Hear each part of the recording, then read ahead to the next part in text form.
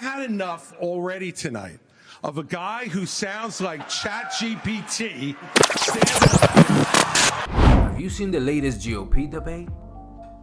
Of course, you didn't. I saw the whole thing so you didn't have to. So listen, I took a 2-hour video and put it into a 20-minute clip. So now you have no excuse. The U.S. has committed nearly $77 billion in aid to the Ukraine war. The administration is now asking Congress for $24 billion more. Regardless of that, the specifics of that plan, is there anyone on stage who would not support the increase of more funding to Ukraine? I will have Europe pull their weight. Right now, they're not doing that. You would not support and I think we need to do, and I think our support should be contingent on them doing it. And I would have support in China to be able to take China and do what we need to do with China. I would not. And I think that this is disastrous, that we are protecting against an invasion across somebody else's border when we should use those same military resources to prevent across the invasion of our own southern border here in the United States of America. We are driving Russia further into China's hands. The Russia-China alliance is the single greatest threat we face. And I find it offensive that we have professional politicians on the stage that will make a pilgrimage to Kyiv, to their Pope, Zelensky, without doing the same thing for people in Maui or the south side of Chicago or Kensington. I think that we have to put the interests of Americans first, secure our own border instead of somebody else's. Look, I did go to Ukraine, and I went to Ukraine because I wanted to see for myself what Vladimir Putin's army was doing to the free Ukrainian people. And let me tell you, I want you all to look around this arena tonight and imagine that every one of these seats was filled. And if every one of them was filled, there would still be 2,500 more children outside to make over 20,000 who have been abducted, stolen, ripped from their mothers and fathers, and brought back to Russia to be programmed to fight their own families. They have gouged out people's eyes, cut off their ears, and shot people in the back of the head, men, and then gone into those homes and raped the daughters and the wives who were left as widows and orphans. Governor Haley, you did not raise your hand, meaning that you would support more funding for the Ukraine war. They need to know the difference between right and wrong. They need to know the difference between good and evil. When you look at the situation with Russia and Ukraine, here you have a pro-American country that was invaded by a thug. So when you want to talk about what has been given to Ukraine, less than 3.5% of our defense budget has been given to Ukraine. If you look at the percentages per GDP, 11 of the European countries have given more than the U.S. But what's really important is go back to when China and Russia held hands, shook hands before the Olympics, and named themselves unlimited partners. A win for Russia is a win for China. Well, let me be clear. Anybody that thinks that we can't solve the problems here in the United States and be the leader of the free world has a pretty small view of the greatest nation on earth. That's correct. We can do both, Vivek. We've done both. We've been the leader of the free world and the arsenal of democracy for years. The Reagan Doctrine years ago made it clear. We said, if you're willing to fight the communists on your soil, we'll give you the means to fight them there so our troops don't have to fight them. Vivek, if we do the giveaway that you want to give to Putin to give him his land, it's not going to be too long before he rolls across a NATO border, and frankly, our men and women of our armed forces are going to have to go and fight him. I want to let the Ukrainians fight and drive Putin and the Russians back out into Russia. I want to just briefly address Pence, Vice President Pence. I have a newsflash. The USSR does not exist anymore. It fell back in 1990. The real threat we face today is communist China. And we are driving Russia further into China's arms. The Russia-China military alliance is the single greatest threat we face. China has the biggest navy in the world, the biggest army in the world. Now they have warships off the coast of Alaska. They are threatening Taiwan. In coming years, China will have 1,500 nuclear warheads, it's believed. The U.S. just arrested 2 sailors accused of spying for China within our military. So the question is, how would you deter China? Russia has become China's gas station. But how would we do it? The Biden administration is a complete fail. China imports 10 million barrels of oil a day, more than any other country in the world. They do not even have all the food they need to feed everybody in that country. So let's fire the 87,000 IRS agents and hire or double the number of Border Patrol agents. If we just spend $10 billion, we could finish the wall. For $5 billion more, we could have the military-grade technology to surveil our southern border to stop the flow of fentanyl and save 70,000 Americans a year. Would you support sending U.S. Special Forces over the border into Mexico to take out fentanyl labs, to take out drug cartel operations? Yes, and I will do it on day one. Here's the thing. The cartels are killing tens of thousands of our fellow citizens. You want to talk about a country in decline? You have the cartels controlling a lot of part of your southern border. We have to reestablish the rule of law, and we have to defend our people. I met a lady in Texas named Tracy, and her son took one Percocet that was laced with fentanyl, immediately died. We secured the southern border of the United States of America and reduced illegal immigration and asylum abuse by 90%. And we will partner with the Mexican military, and we will hunt down and destroy the cartels that are claiming lives in the United States of America. Okay, thank you. Another issue that is related to this is that almost 7 million migrants have crossed this border, our southern border, during the Biden administration. So, Governor Christie, what would you do about the 7 million who are here? Look, Martha, the first thing we need to do is to stop any more from coming. Would you send those people back? Of course. One last thing on this fentanyl issue. With China, we can't take our eye off of that ball. Right. Yes, it's important that we secure the border. Very important, as I just said. But China is sending these chemicals to these drug cartels for them to create the fentanyl that is killing hundreds of thousands of our citizens. Abortion has been a losing issue for Republicans since the Dobbs decision. In 6 state referendums, all have upheld abortion rights in this country. I am unapologetically pro-life, not because the Republican Party tells me to be, but because my husband was adopted and I had trouble having both of my children, so I'm surrounded by blessings. We need to stop demonizing this issue. This is talking about the fact that unelected justices didn't need to decide something this personal, because it's personal for every woman and man. Look, you got to do what you think is right. I believe in a culture of life. I was proud to sign the heartbeat bill.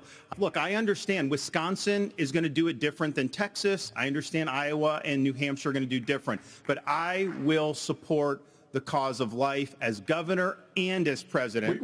What the Democrats are trying to do on this issue is wrong, to allow abortion all the way up to the moment of birth. And I promise you, as President of the United States, the American people will have a champion for life in the Oval Office. Can't we have a minimum standard in every state in the nation that says when a baby is capable of feeling pain, an abortion cannot be allowed? I'm 100% pro-life conservative. I have a 100% pro-life record.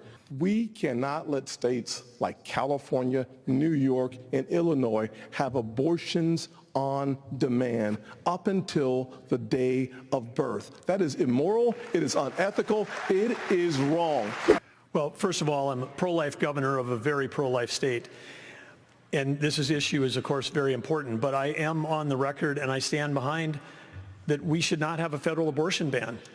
We should not. And the reason why we shouldn't is very simple. It's the 10th Amendment in the Constitution. In the Constitution, which the states created the federal government, not the other way around, it says that there were certain duties allowed to the federal government delegated to them by the states. The rest are left to the states, comma, or importantly, or to the people. We need to get back to freedom and liberty for the people in this country. 50 states. This is too important of an issue that I have to address. Arkansas has the record of being the most pro-life state in the nation. I signed 30 pro-life pieces of legislation while I was governor. And every state can determine a different outcome here. And it is the most important issue for women and for the unborn child and for our country that we get this right. It's going to be a continued debate. Let's talk about it in terms of compassion. The nation's report card was the weakest ever for American school children, exposing chronic absenteeism, deep declines for reading and math for 15-year-olds and 13-year-olds. But as president, would you still have a responsibility to fix this crisis as we see it? We need education in this country, not indoctrination in this country. But we have to make sure that what our schools are doing is focusing on solid academics. In Florida, we eliminated critical race theory from our K through 12 schools. We eliminated gender ideology from our K through 12 schools. And we have elevated the importance of American civics in teaching our kids about the Constitution and the Bill of Rights. As president, I'm going to lead an effort to increase civic understanding and knowledge of our Constitution. We cannot be graduating students that don't have any foundation in what it means to be an American. We have a crisis of achievement. Let's shut down the head of the snake, the Department of Education. Take that $80 billion, put it in the hands of parents across this country. This is the civil rights issue of our time. Allow any parent to choose where they send their kids to school. End the teachers' unions at the local level to allow public schools to compete.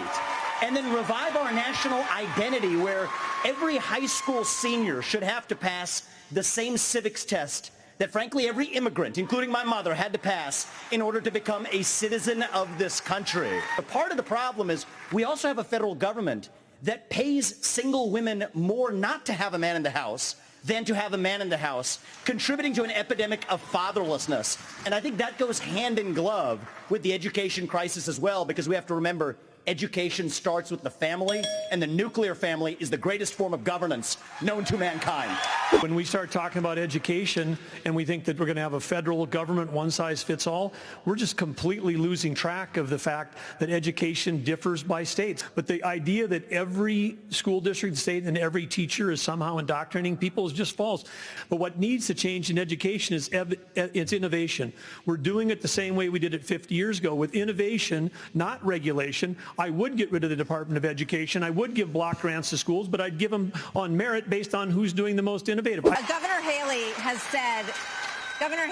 said that biological boys playing in girls' sports is the women's issue of our time. You said that even though you signed a ban on this in North Dakota, that there hadn't been one instance where it was actually needed. Are you saying that you think that too much is made of this issue? No, I'm saying in North Dakota we made a priority of protecting women's sports, and we've done that in our state. As a parent, the one thing you want is for your child to have a better life than you did. And we can talk about all of these things, and there's a lot of crazy woke things happening in schools. And biological boys don't belong in the locker rooms of any of our girls. We need transparency in the classroom because parents should never have to wonder what's being said or taught to their children in the classroom. Parents need to be deciding which schools their kids go to because they know best. And let's put vocational classes back into the high schools. Let's teach our kids to build things again. In your closing statement tonight, please tell American voters why you are the person who can inspire this nation to a better day. I understand why America's hurting. Biden's inflation is choking us. Our cities are less safe because of the fentanyl pouring into this country.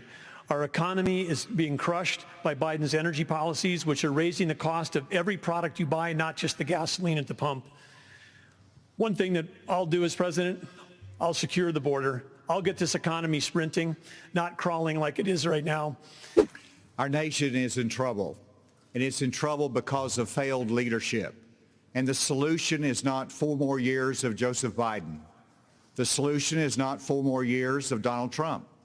The solution is new leadership that can bring bold ideas to America and to bring out the best of America.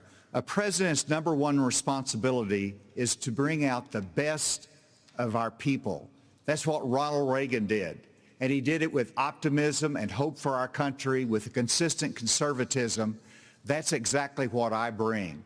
As president, I'll bring out the best of America in terms of individual responsibility, building our economy, in terms of securing our border, enforcing the rule of law.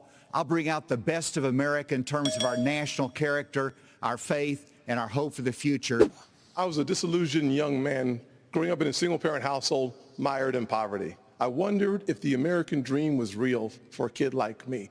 I can stand before you today and say the dream is alive, it is well, and it is healthy. I had the good fortune of a mom who worked 16-hour days making sure we have food on our tables. She taught me that if you're able-bodied in America, you work. If you take out a loan, you pay it back. If you commit a violent crime, you go to jail.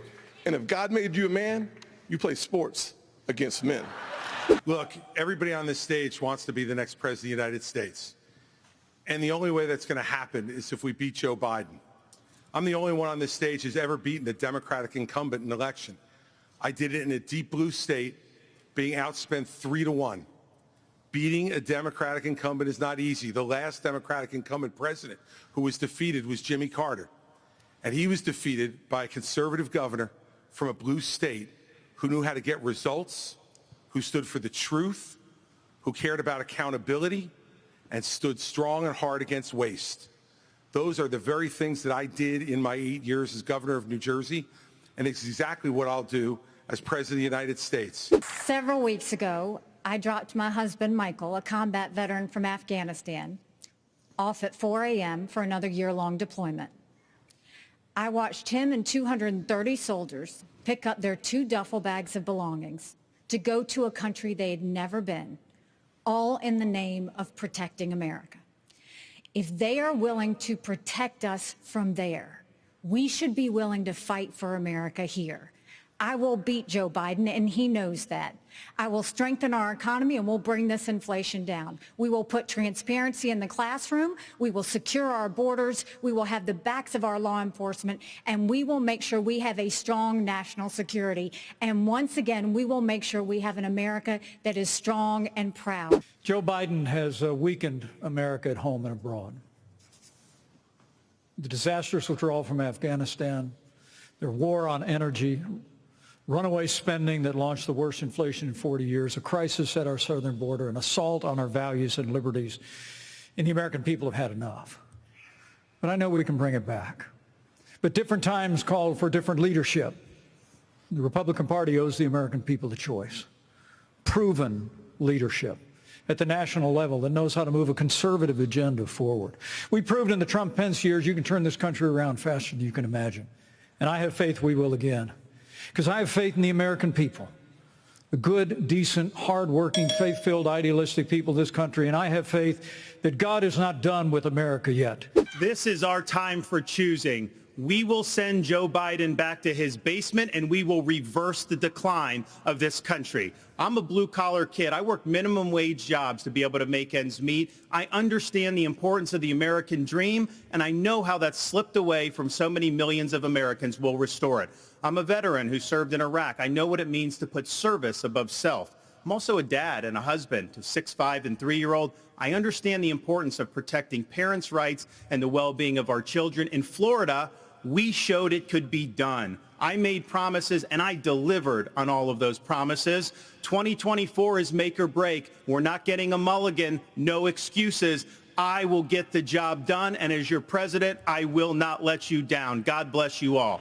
I grew up into a generation where we were taught to celebrate our diversity and our differences so much that we forgot all of the ways we are really just the same as Americans, bound by a common set of ideals that set this nation into motion in 1776. And this is our moment to revive those common ideals. God is real. There are 2 genders. Fossil fuels are a requirement for human prosperity. Reverse racism is racism. An open border is not a border.